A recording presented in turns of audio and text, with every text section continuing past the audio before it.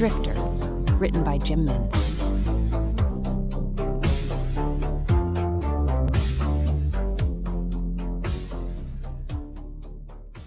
The entity left the father in the middle of the third night as he slept and traveled the particles back into the boy. The following morning, the father was dead, the mother was dead, the boy was alone. The entity kept the boy unconscious so as not to discover this development. The entity was conscious of the desert heat consuming the boy.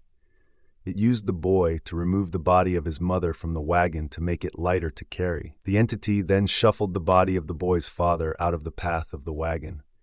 Noticeably lighter, and still early in the morning before the extreme heat, the entity made the boy walk, carrying the wagon behind him, marching one foot after another. The boy had not drunk water in 2 days, and the entity could feel the strain this was placing on the boy's body. As the boy walked, the entity explored his dreams while he slept. The boy had strong feelings for the friends he had left behind in Pompeii. He was particularly fond of another young one named Felix, the one who had taught him how to play knucklebones. The entity realized that the boy had not said goodbye to Felix when he fled the city.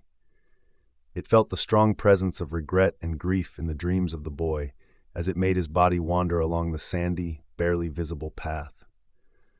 The entity knew where the city of Galilee was, based on the memories of the father. The father had planned to make contact with old acquaintances and re-establish a fishing trade. The entity regretted not eliciting more information about this practice. It wished it could re-enter the father and extract the skills. The entity was worried the boy would not be able to handle the strain associated with sailing and fishing. It had glimpses of the effort from the memories of the father, but they were mere glimpses. After an hour, a dust blur appeared on the horizon, coming from the direction the boy was headed. The dust grew larger and murkier. Someone was approaching. Someone at speed. They were riding a horse, not a donkey. They were riding a powerful horse. The entity stopped the boy and lowered his weak body onto the ground. It would use the boy to elicit sympathy from the traveler, hoping this would be enough to save them from an unceremonious death in the desert. The entity was wary that the traveler could be a soldier, and that the soldier might find it necessary to unburden himself of the boy almost immediately. The entity was not ready to part with the boy yet. It felt that there was still much to learn about the species through the eyes of someone young.